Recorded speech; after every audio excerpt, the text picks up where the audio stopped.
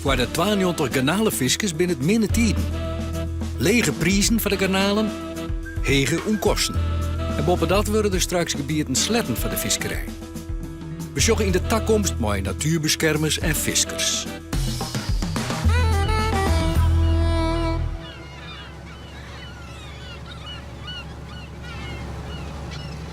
Mijn droom is dat de vissers van vandaag de natuurbeschermers zijn van morgen.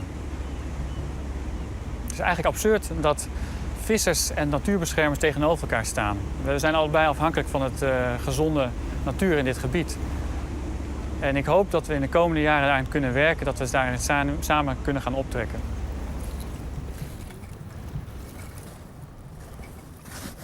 Nou, dat vind ik echt heel mooi om te horen. Want daar spreekt iets uit dat zo'n natuurbeschermer voor die visser een hele wezenlijke rol weggelegd ziet in de Waddenzee. En dat vind ik een mooie droom. Ja, daar wil ik wel in meedromen.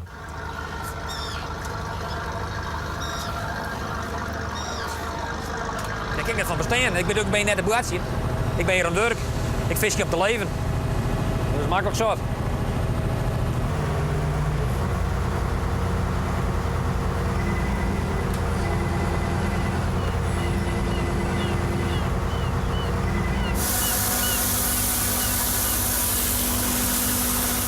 Kilo is dit? Zeg 600 dacht ik. Dat is een goeie 100 kilo. Ik denk ik dat er van overblijft. Dit maar kijk wat eruit valt hier. Ze zijn net gerut. Dus de teermachine die sorteert de meesten naar boord. Maar ja, het is manje hè, dat ben eerst. Dan had het een weekend stil hè. En dan groepen die kanaal weer een beetje bij elkaar. En dan komen manjes. Maar het hele vlootje is een beetje weer op hetzelfde plakje, wat het beste is. En dan vis je de remmen er weer uit, zeg maar steeds. Ja, dat ben dan de beste streken even, man, mannen. En dat is morgen al wat heel los. Dan wordt het al wat skraapje, dan komt het elk op del. Zullen we even doen?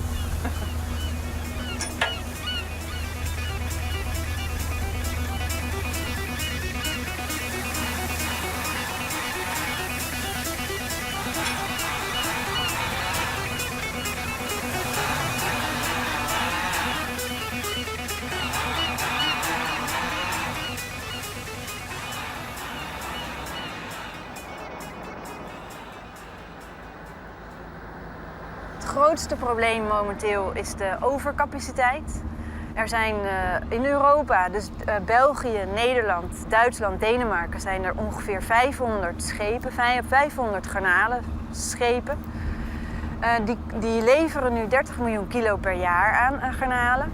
Maar ze kunnen, als ze de technische middelen gebruiken die ze hebben, kunnen ze gewoon 2 keer zoveel aanvoeren. Dus de overcapaciteit is wel degelijk een probleem waar we voor de tekorttermijn nu mee te maken hebben. De prijs zakt, mensen hebben minder inkomsten.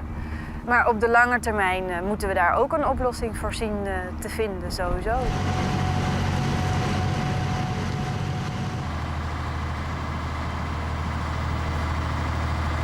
Maar is het voor al die waadviskers, die garnalenviskers, is er genoeg geld te verdienen? Ja, in principe wel. Ik vind van wel. Als er maar een beetje met beleid visken wordt, dan komen we alle wel door de tijd.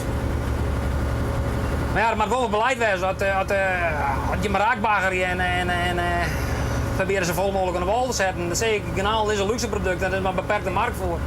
Ja, dan rent dat spijt op een gegeven moment. Maar voor de rest dan, als alles een beetje op een normale manier gebeurt, dan kun je weer al best wel een goed stuk breed halen.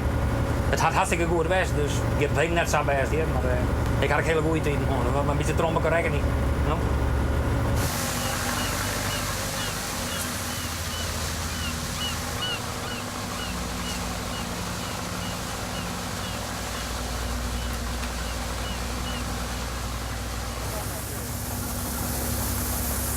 Er komt wat minder uit dan in eerste instantie toch.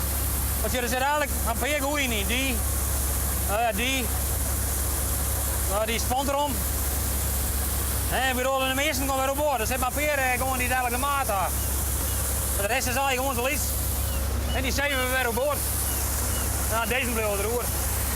Dus ik zei niet van check je size, maar Oh, dat hel je me net wel geloof. Die blauwe van Libyen. Ja, die kon transporteermachine weer op boord. Want de vogels er net bakken vanzelf. Maar ze moeten zich allemaal onder water vanzelf. Dan kan die vogel er net bij. Maar ze gewoon in ieder geval wel leven door boord. En wat er verder achterom gebeurt, ja, dan kennen wij net zoveel binnen de wand vanzelf. Dus, en die beesten maar eten na. Dat is toch?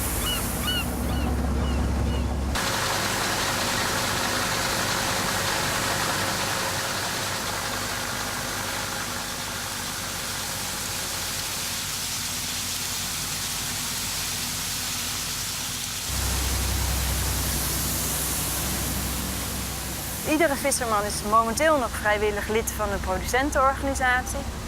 En omdat er in Nederland 7 verschillende producentenorganisaties zijn, die allemaal andere spelregels opleggen, is er dus een groot gevoel van ongelijkheid onder de vissers. Mijn buurman die mag 10.000 kilo aanvoeren in een maand en wij mogen maar 5.000 bijvoorbeeld aanvoeren in een maand. Dus als ik bij die andere club ga, dan kan ik meer verdienen.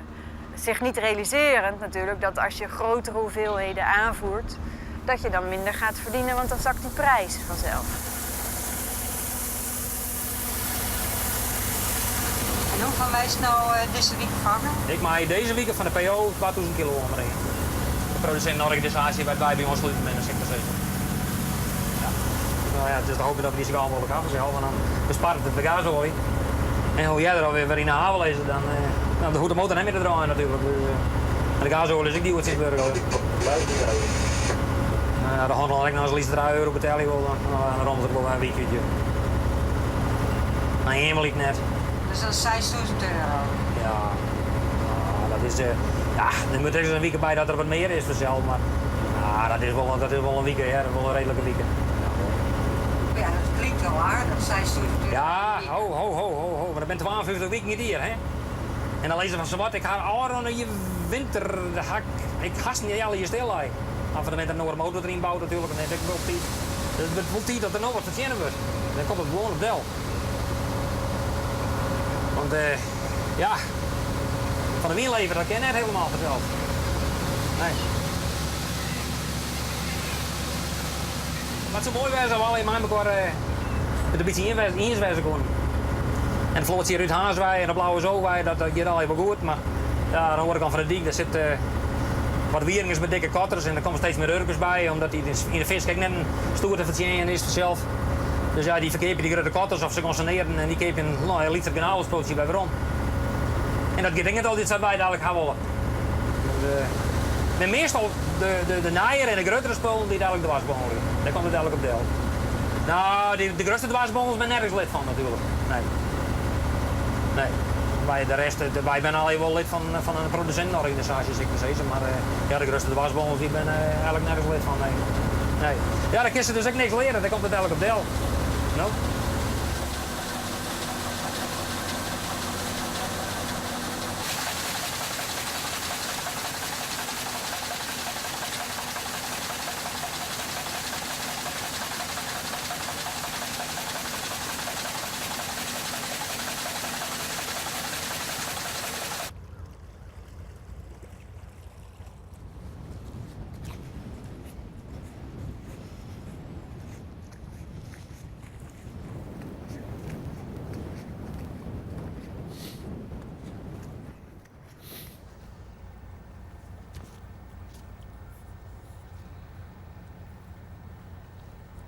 Ik denk uiteindelijk de gespecialiseerde garnalenvisserij dat net in het natuurgebied past. Ik denk dat we die productie van garnalen die kunnen we ook realiseren op de Noordzee. Daarvoor hebben we de Waadzee net nodig. En als wij willen dat die Waadzee echt een goed natuurgebied is en een rijke zee, dan is dit net een techniek die erbij past. Garnalenvisserij, als je te garnalenvissen giest, dan doet dat met een schip met een behoorlijk motorvermogen en met een heel finmazig net. Nou, en dan vingers alles wat liets is. Nou, en daar is ook de jonge vis bij. En giest mij die klossen over de bodem. Nou, dat maakt het dus dat op de bodem de ding net grut en heeg worden kunnen. Nee, het is net een manier van vissen waarvan ik zeg van dat past bij het natuurgebied.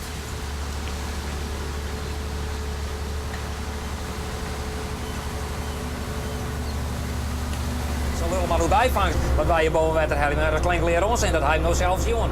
En wat in die bak leidt als hier en daar een krabben, wat de bijvangst is misschien, maar en een blikje. Maar voor de rest is het puur waarschijnlijk een ander wat we boven water hebben met die 7 netten. Dus dat is onzin. En dat is hetgene wat het meest op hammer eigenlijk bij de natuurorganisaties. Het allemaal hoe die bijvangst en de bodemberoering natuurlijk. Daar had men het al over. Nou ja, wij rollen met rollen door de groen en ik zou net weten wat wij de 400 meter vernielen. Op vlakken zo'n bodem net, zeg maar zeggen. Dus dat is een beetje. Dus ik vet onzin eigenlijk. Ja, wat ze naar verder willen, dat weet ik eigenlijk net, hè.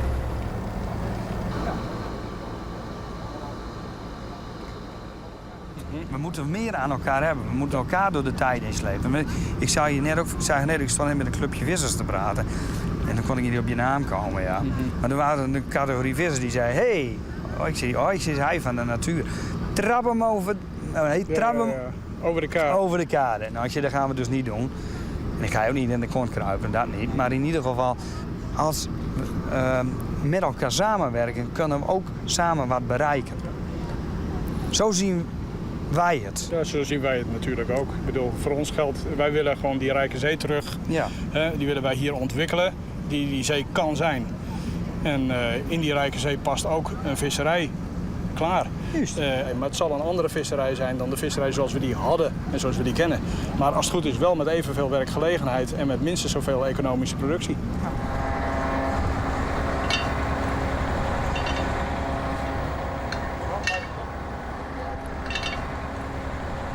Nog meer bakken, Geert? Nog meer bakken?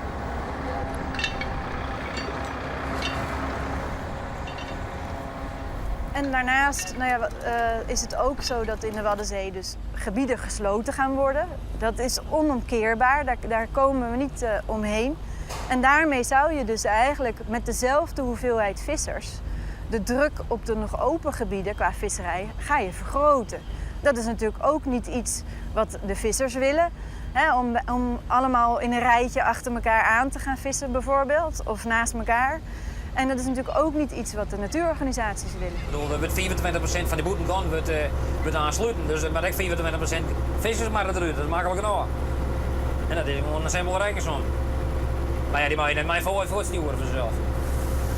Dat Wat zou die uitsaneren laten worden?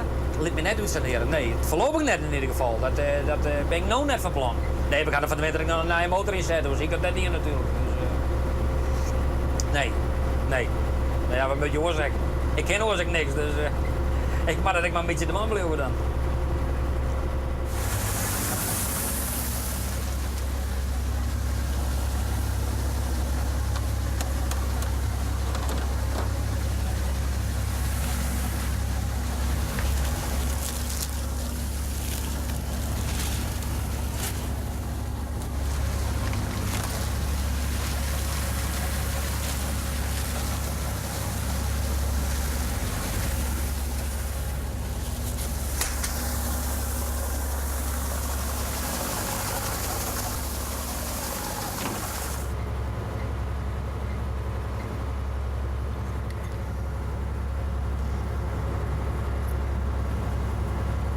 Dat is het droïden ook. Ja. Op een gegeven moment wil je rapperig en dan moet je wat haar. Zei je dat? Ja. Dit is dus al makkelijk, dat lekker makkelijk. De meest mag niet eromspul wat ik hier aan boord niet zeg maar zeggen. Het is makkelijk dan ook. Vroeger dan maak ik mem altijd de superpannen kleer. En dan kreeg ik mogelijk dagen reaalpels, maar dat ben ik nou hier alleen ben, maar ben ik er maar van afgestapt. Minder order. Nou, ik kan ook wel een lekker spul in de winkel krijgen wat kleren is, dus ik kom zeggen dat is schoot in het ding en 4 minuten en het zei ping en dat is kleer. Gieten.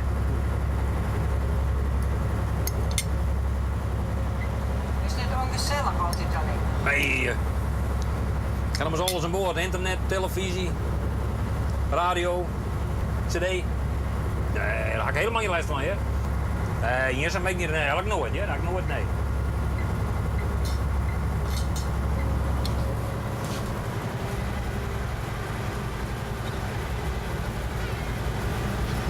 Dan wordt het hierin wat jipper, dan mag ik wel wat 3 bij vieren.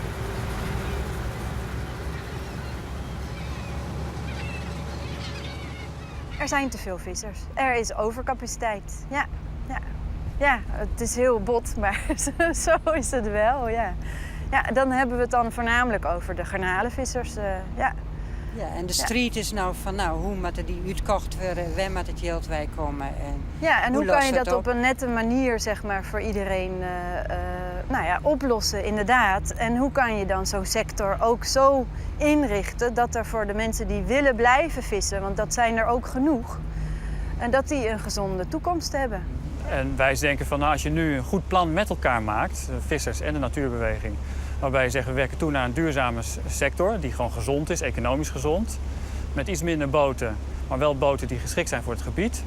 En als je daar nou met elkaar een mooi plan voor maakt, dan kunnen we echt grote stappen maken. Dan zijn we voorlopig met het Waddengebied gewoon klaar.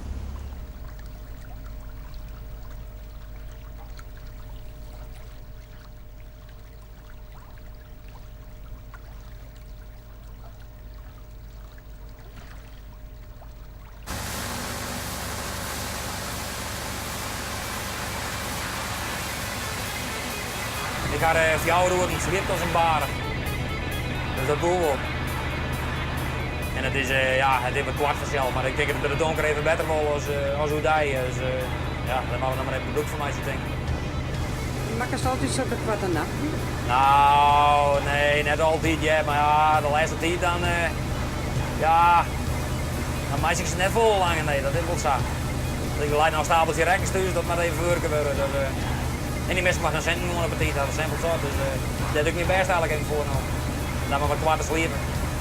Als de weekend waarom is, dan haal je er helemaal geen les meer van. En nooit een meer.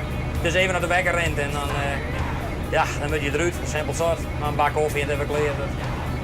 Ik ben nog wel zo fit als een nut.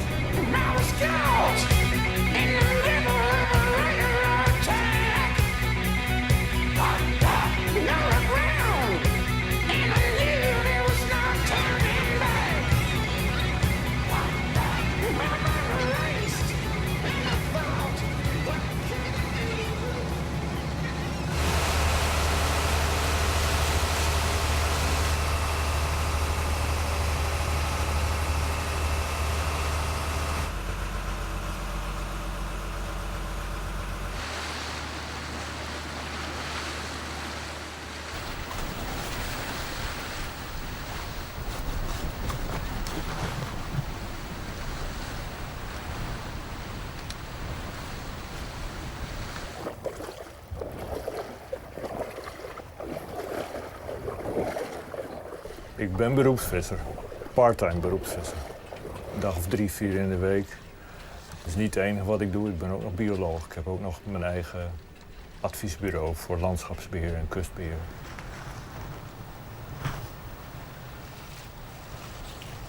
Wij zijn ongeveer 12 jaar geleden met een groep visserlui van de Waddenzee hebben we de werkgroep Geïntegreerde Visserij opgericht. Ik ben met een paar andere vissers een van de mede-initiatiefnemers en ik coördineer het werk van de stichting.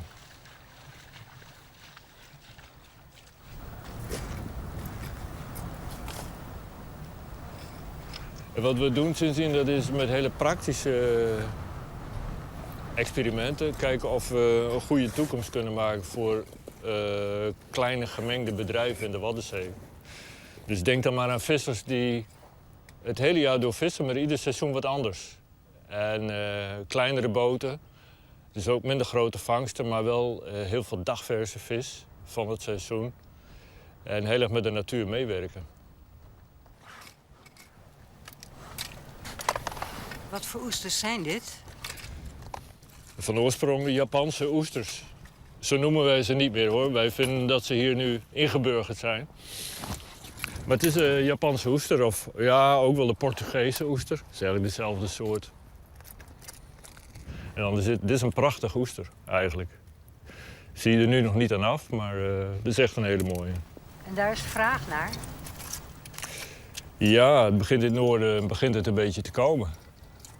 We hebben in het noorden niet echt een eetcultuur van oesters. Tot nu toe niet, maar het is ook een hele mooie trouwens. Maar er zijn steeds meer restaurants die het op de kaart zetten. Wat betaal je hiervoor in de winkel?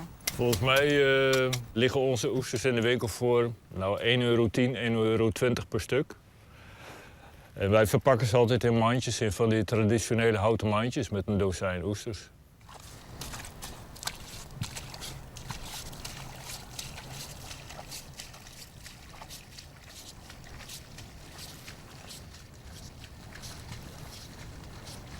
En dit is de visserij voor de toekomst?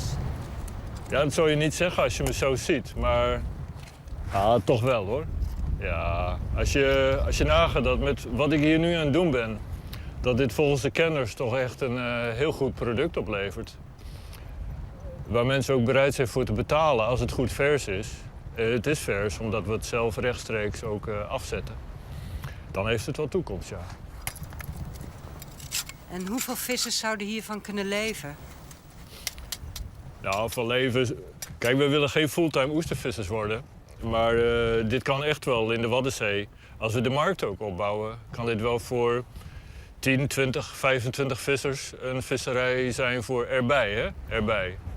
In de herfst, winter tot in het voorjaar. Ja.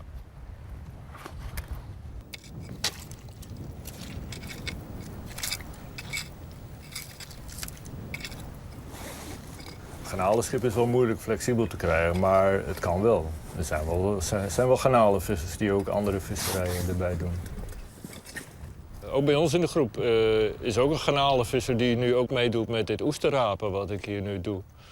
En die wil het ook graag uitproberen of het te combineren is met garnalenvissen. Niet de hele week garnalenvissen of ja, een iets korter seizoen. En dan je inkomen aanvullen met een ander product.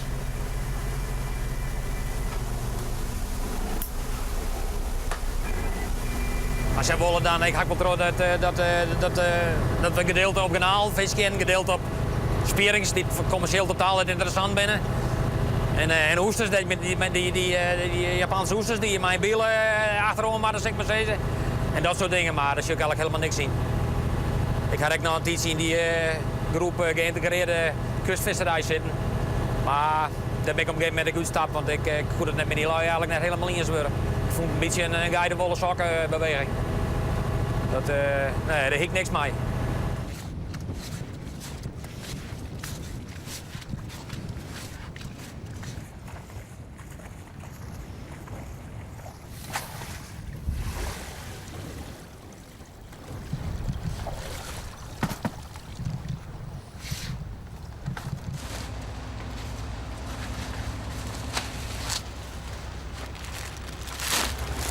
Hoeveel kilo hast je aan? Nou, ik denk van over 100 ongeveer. Ik ben net correct, hè? Zoiets.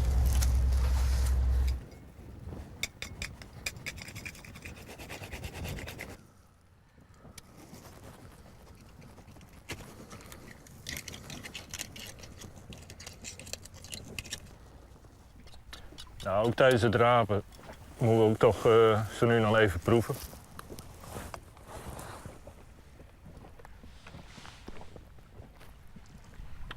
Ja, echt goed hoor.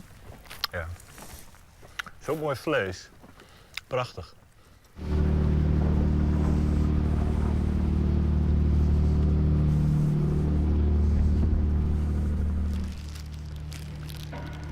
Nou, ik heb een zakje waddengarnalen voor je meegebracht. En ook voor mezelf trouwens, want ik vind ze zelf ook erg lekker. De ene gaat altijd wat makkelijker dan de andere, maar deze komt er goed uit.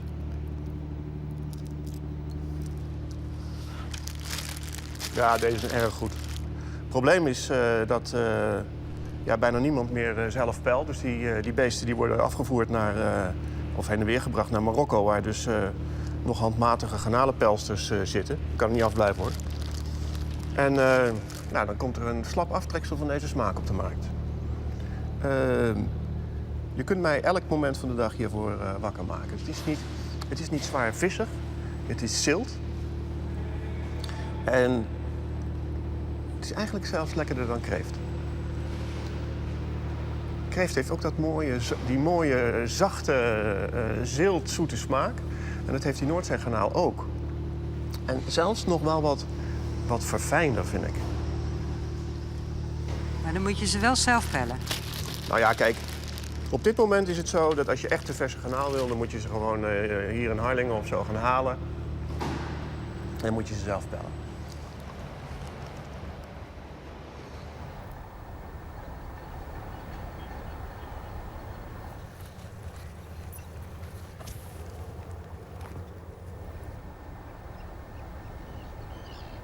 Ja, die ideale visserij, dat is een situatie waarbij elke haven het zijn eigen vloot van Lietse boten. En die gaan de maand gaan ze eruit. Jongens komen ze te geren komen ze weer binnen. Zo op het moment dat ze afsprutsen, ze wachten op elkaar, komen ze te geren binnen. Dan staat er een hele groep mensen te wachten. Die zocht die vloot binnenkomen. Die zocht hoe al die vis uit die boten komt. Ze nemen mee wat ze vangen. Dus er gaat niks daar boord, maar de complete vangst komt binnen. Ja, dan is het een heel riek tableau van oogst uit die zee. En dat is een oorproduct dan het bulkproduct wat met orenvisserij realiseerd wordt. Dit soort visserij is er nog wel op een paar plakken. En Bretagne is dan een mooi voorbeeld. Dus daar gaat het op deze manier. Nou, dat is een belevenis om daar in zo'n Lietse haven te wezen als die vloot binnenkomt. Nou, dat is echt, daar komen de mensen van heinde en ver komen daar willen ze bij wezen. En daar binnen de opkepers van de beste restaurants binnen daar. Want dat is het beste product. Tuurlijk kennen we allemaal de vakantiebeelden in Bretagne en in Oostende. En daar gaat het gewoon vanaf het schip af. Gelijk wordt het aangeboden aan de consumenten. Nou, echt super. Ik vind dat ook geweldig. Van mij en van de vissers mag dat. Waar het niet dat de garnaal daarnaast ook een groot deel, zeg maar, ja, toch voor de grotere productie is. Er wordt ieder jaar 30 miljoen kilo garnalen verhandeld. Maar die moeten wel allemaal gepeld worden. En je ziet in Oostende en in Bretagne zie je daarnaast dan dat er, en in Duitsland ook, dat er ongepelde garnalen verkocht worden. Dat is in Nederland nog niet gewoon. Echt niet. Dat is moeilijk om die te vinden. Het begint wel steeds meer zich verder te ontwikkelen. Ja.